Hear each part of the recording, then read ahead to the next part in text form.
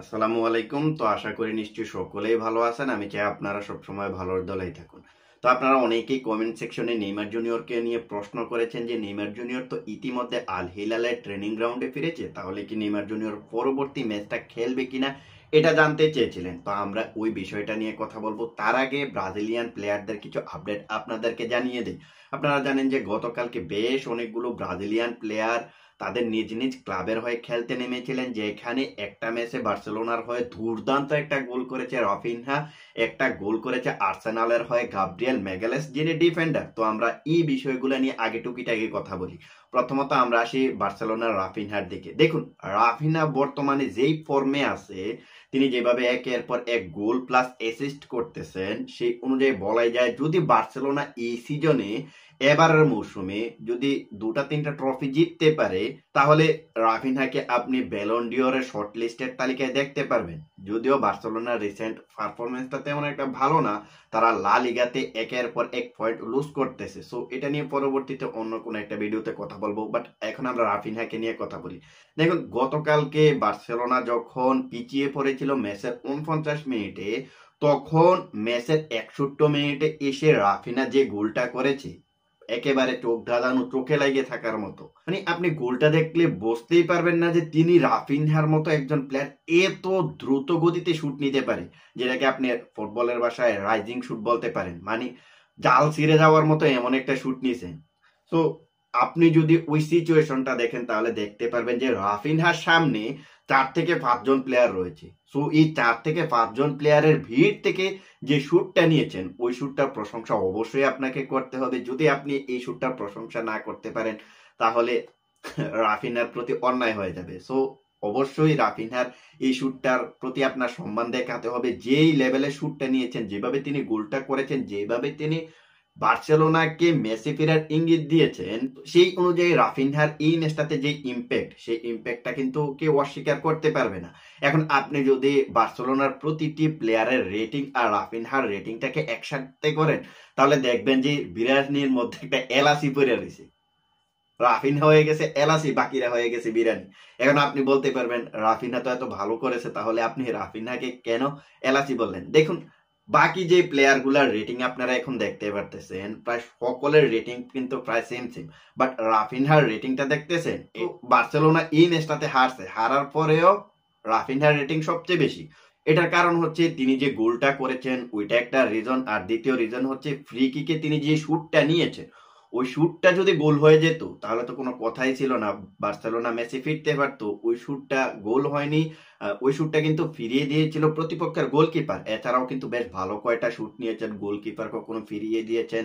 So এই রিজনে কিন্তু রাফিনহার রেটিংটা বেশ ভালো হয়েছে, তিনি সম্ভবত প্লেয়ার অফ দ্য ম্যাচ নির্বাচিত হয়েছেন। এটা হচ্ছে রাফিনহার বিষয়টা। এবার আসি আমরা আরেকটা প্লেয়ারের দিকে, গাব্রিয়েল ম্যাগালেস। উফ, গাব্রিয়েল ম্যাগালেস টানা 2 ম্যাচেই কিন্তু তিনি গোল করেছেন আর্সেনালের হয়ে। সো আপনি যদি এখন একজন ডিফেন্ডারের কথা চিন্তা করেন, তাহলে কি ভাববেন? অবশ্যই আপনি ভাববেন যে একটা ডিফেন্ডার, তার কাজ হচ্ছে প্রতিপক্ষের আক্রমণ ঠেকিয়ে দেওয়া। কিন্তু ওই প্লেয়ারটা যদি প্রতিপক্ষের আক্রমণ ঠেকিয়ে দেওয়ার সাথে সাথে লাগাতার গোল করে যায়, তাহলে আপনি তাকে কি বলবেন? আউটস্ট্যান্ডিং একটা প্লেয়ার অবশ্যই বলবেন। আপনি যদি এখন তার এই সিজনের ম্যাচগুলা দেখেন, তাহলে দেখতে পারবেন যে এই সিজনে সম্ভবত 18টা ম্যাচ খেলেছেন। সো 18টা ম্যাচ খেলে একজন ডিফেন্ডার 4টা গোল করেছে।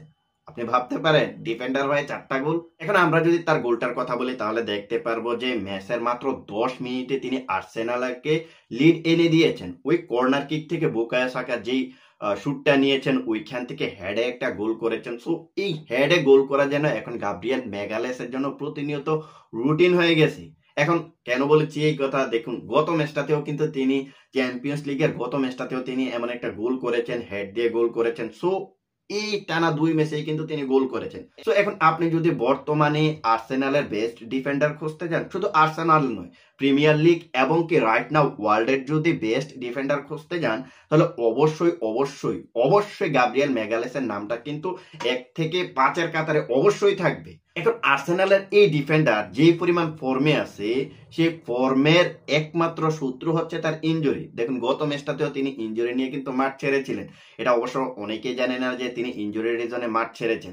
ম্যাচের প্রথমার্ধ যখন শেষ হয়েছিল, তখন আর্সেনাল 5-0 গোলে এগিয়েছিলেন। আর ওই এগিয়ে থাকার পরে যখন সেকেন্ড হাফটা শুরু হয়েছে তখন কিন্তু আমরা গাব্রিয়েল ম্যাগালেসকে দেখি নাই। পরবর্তীতে ম্যাচ পরবর্তীতে যখন এটা নিয়ে আর্সেনালের কোচ মিকেল আর্তেতাকে জিজ্ঞেস করা হয়েছিল, তিনি কিন্তু বলেছেন গাব্রিয়েল ম্যাগালেস এর আগের ম্যাচটাতে অর্থাৎ চ্যাম্পিয়ন্স লিগের স্পোর্টিং সিপির সাথে যেই ম্যাচটা হয়েছিল আর্সেনালের, ওই ম্যাচটাতে 84 মিনিটে তিনি ইনজুরি নিয়ে মাঠ ছেড়েছিলেন। আর ওই ইনজুরিটা যে তিনি পিক করেছেন, ওই ইনজুরির সেম জায়গাতে আবারও তিনি ব্যথা অনুভব করতেছেন, যার কারণে তিনি এই ম্যাচটাতে আর কন্টিনিউ করে নাই, অর্থাৎ সেকেন্ড হাফে কিন্তু আর তাকে নামানো হয় নাই। সো তার ইনজুরির আপডেটটা কিন্তু আপাতত এতটুকুই।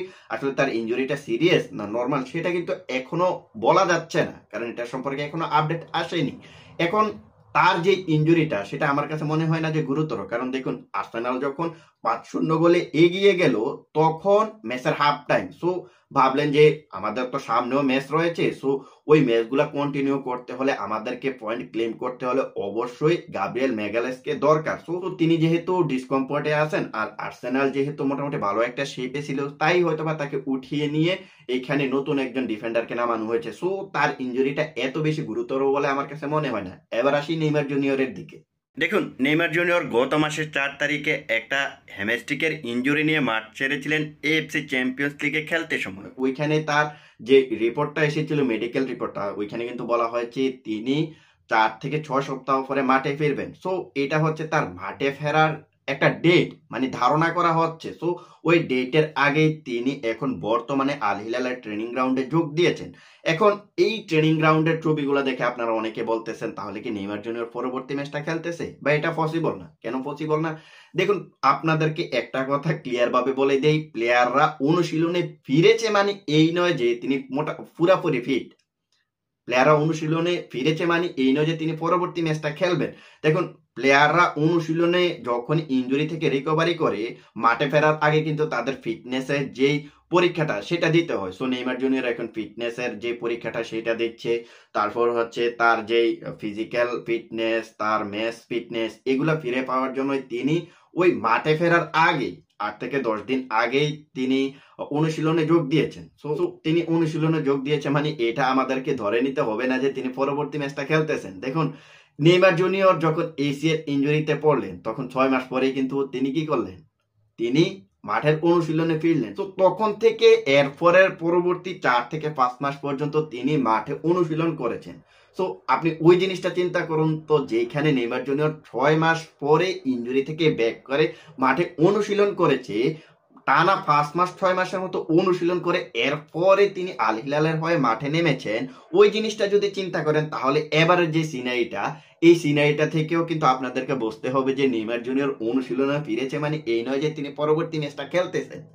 সো এটা হচ্ছে মূল কাহিনী। তো এই হচ্ছে ব্রাজিলিয়ান প্লেয়ারদের বর্তমানে টুকিটাকি আপডেট। আপনারা যারা নেইমার জুনিয়র সম্পর্কে জিজ্ঞেস করেছেন আশা করি আপনারা আপনাদের উত্তরটা পেয়েছেন। তো আজকের ভিডিওটা এখানেই শেষ করব। যাওয়ার আগে বলতে চাই, আপনি যদি ফুটবল রিলেটেড এমন এমন ভিডিও দেখতে চান তাহলে চ্যানেলটা সাবস্ক্রাইব করে রাখতে পারেন, আর ফেসবুক থেকে দেখে থাকলে ফলো করে দিতে পারেন। আল্লাহ হাফেজ।